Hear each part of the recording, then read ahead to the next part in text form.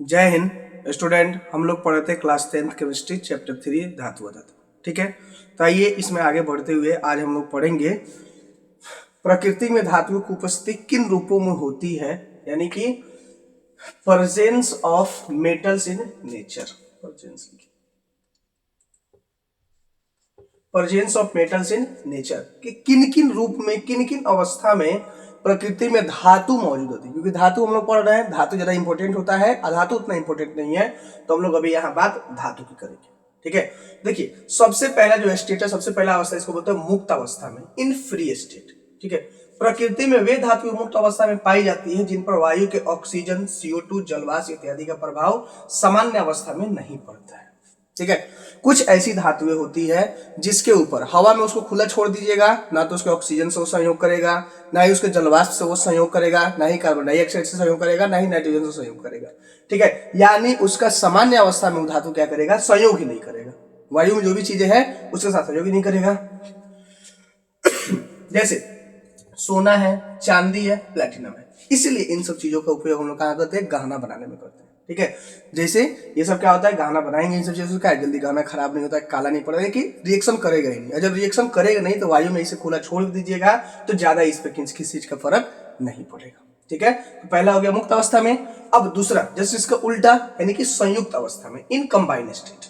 ठीक है, देखिए प्रकृति में वे धातु संयुक्त अवस्था में पाई जाती हैं जिस पर वायु के ऑक्सीजन, CO2, जलवाष्प इत्यादि का प्रभाव पड़ता है। नॉर्मल अवस्था में, जनरल स्टेट में इस पर प्रभाव पड़ेगा। जैसे सोडियम है, पोटेशियम है, मैग्नीशियम है। सोडियम को रिएक्शन कराइए, ठीक है, एकदम फटाक से रिएक्शन करेगा, ऑक्सीजन के साथ रिएक्शन भी करेगा, जल के साथ भी जल्दी रिएक्शन करेगा। पोटेशियम है आपका, बहुत जल्दी रिएक्शन करेगा। मैग्नीशियम है, वो भी बहुत जल्दी रिएक्शन करेगा। यानी ये सब चीजें क्या है, इसको बोलते हैं हम लोग संयुक्त अवस्था में पाई जाती है। तो मुक्त अवस्था में जिसपे ऑक्सीजन, जलवाष्प, कार्बन डाइऑक्साइड, नाइट्रोजन, ये सब का फर्क ना पड़े, उस पर असर ना पड़े, उसको मुक्त अवस्था में बोलेंगे। और जिसपे इन सब चीजों का असर पड़ जाएगा, इन सब चीजों से फर्क पड़ जाएगा, यानी कि जिसे जो इन सब चीजों से जो भी धातु रिएक्शन कर लेगा वो क्या होगा, संयुक्त अवस्था में रहेगा, यानी कि कंबाइनेशन में रहेगा। अब देखिए ये क्वेश्चन आपको जनरली नहीं पूछा जाता है, ऑब्जेक्टिव में एक चीज पूछा जाता है। ठीक है, देखिए प्रकृति में धातु की उपस्थिति हम बना दी है। मुक्त अवस्था में इसको टेबल के माध्यम से भी आप समझ सकते हैं, और संयुक्त अवस्था में, टेबल में क्या हुआ, मुक्त अवस्था है, संयुक्त। मुक्त अवस्था में सोना है, चांदी है, प्लेटिनम, ये सब चीजें हैं। कुछ को मैक्सिमम मेनली दो ये तीन वो होता है। ठीक है, जो आपको पाया जाएगा मुक्त अवस्था में। और बाकी जो भी है सोडियम, पोटेशियम, ये सब क्या है, संयुक्त अवस्था में। ये आपको ऑब्जेक्टिव के पॉइंट ऑफ व्यू से इंपोर्टेंट है। ठीक है, अक्सर हर एक साल आपको देखने को मिलेगा ऑब्जेक्टिव में ये चीजें कि इनमें से 4 गो ऑप्शन देगा, पूछेगा इनमें से कौन सी धातु है जो प्रकृति में मुक्त अवस्था में पाई जाती है। पाई जाती है तो आपको क्या करेगा, एगो सोना ऑप्शन दे देगा।